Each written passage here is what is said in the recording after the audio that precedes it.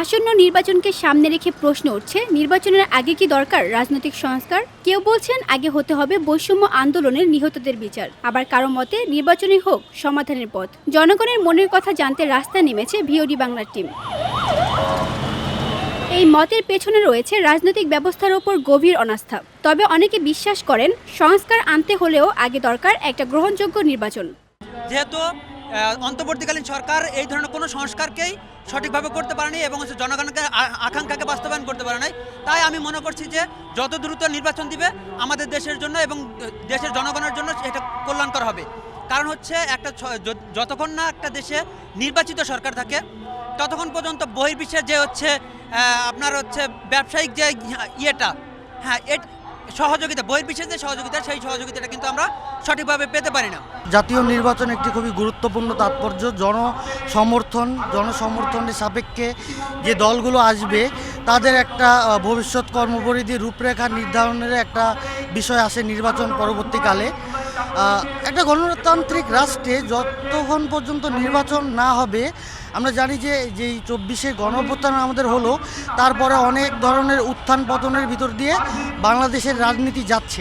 এই মুহূর্তে আমার মতে আগামী যে ফেব্রুয়ারি 12 তারিখে যে নির্বাচনের রোডম্যাপ দেওয়া হয়েছে, নির্বাচনটা যত দ্রুত হয়, এর আগে হওয়ার তো সুযোগ নাই, 12 তারিখে হোক এই কামনা করি। কেন করি? বাংলাদেশের একটা কূটনৈতিক গ্রহণযোগ্যতা কিন্তু বিশ্বে যদি তৈরি করতে হয়, তাহলে গণতান্ত্রিক সরকার ব্যবস্থা, শাসন ব্যবস্থা দেখাতে হবে। এখন সংস্কার আমরা যে দেখেছি যে ঐকমত্য কমিশনের ওইখানে যে হচ্ছে দলীয় রাজনৈতিক যে দলগুলো আছে তাদের মতামত, তাদের কেউ রাজি হচ্ছে কেউ রাজি হচ্ছে না বিভিন্ন বিষয় নিয়ে, এবং সর্বশেষ জুলাই সনদে ওইখানে আমরা দেখতে পারবো কী কী হচ্ছে না হচ্ছে। এখন বাস্তবিক অর্থে রাজনৈতিক দলগুলোর উপরে বাংলাদেশের সংস্কার টিকে আছে, যেখানে তাহলে অন্তর্বর্তীকালীন সরকারে আসলে কোনো স্টেক আমরা দেখছি না, এবং এক্ষেত্রে যেই পরিমাণ সংস্কার আমরা আশা করছি সেটা স্বাভাবিকভাবেই আমরা ওটা পাবো না এবং আমরা ওটা দেখিনি এখন পর্যন্ত। এক্ষেত্রে নির্বাচনটা আসলেই জরুরি। আরেকটি বড় প্রশ্ন, যারা বৈষম্যের বিরুদ্ধে প্রতিবাদ করেছে তাদের ওপর যারা গুলি চালিয়েছে সেই হত্যার বিচার ছাড়া কিভাবে শান্তিপূর্ণ ভোট সম্ভব? আচ্ছা, নির্বাচনের বিষয়টা যদি বলি, নির্বাচন তো অবশ্যই প্রয়োজন, যেহেতু বাংলাদেশের একটা গণতান্ত্রিক দেশ এবং একটা অভ্যুত্থান হয়েছে শুধু একটা নির্বাচনের জন্য নয়। অবশ্যই এখানে কিছু মৌলিক সংস্কার যেগুলো রয়েছে, ঐকমত্য কমিশনের অনেক প্রস্তাবনা রয়েছে। সো আমরা আশা করি যে সংস্কারগুলো হওয়ার পরে নির্বাচনটা হওয়া জরুরি। যদিও সংস্কার একটা দীর্ঘমেয়াদী প্রসেস, তারপরে মৌলিক যে সংস্কারগুলো আছে সেগুলো ঐকমত্য কমিশনের সহ সকল রাজনৈতিক দলের ঐকমত্যের ভিত্তিতে মৌলিক সংস্কারগুলো হওয়ার পরই নির্বাচনটা হওয়া জরুরি মনে করি। এখন আমরা রাষ্ট্রীয়ভাবে 3টা আকাঙ্ক্ষার কথা আমরা সাধারণত বুঝতেছি। একটা হচ্ছে সংস্কার, তারপর হচ্ছে বিচার, তারপর হচ্ছে নির্বাচন।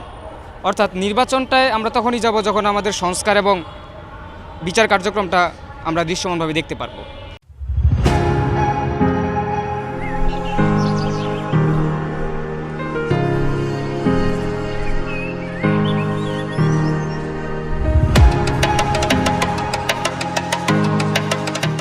বিচারহীনতা, রাজনৈতিক সংস্কার ও নির্বাচনের বৈধতা, এই 3টি প্রশ্নের জবাবেই আটকে আছে আগামীর পথরেখা। নির্বাচন আগে না সংস্কার, এই বিতর্ক এখন কেবল রাজনৈতিক মহলে সীমাবদ্ধ নয়, এটি ছড়িয়ে পড়েছে সাধারণ মানুষের মধ্যে। কারো মতে বিচার ছাড়া গণতন্ত্র অসম্ভব, আবার কেউ বলছে একটি সুষ্ঠু নির্বাচনেই বদলে দিতে পারে রাজনৈতিক দরজা।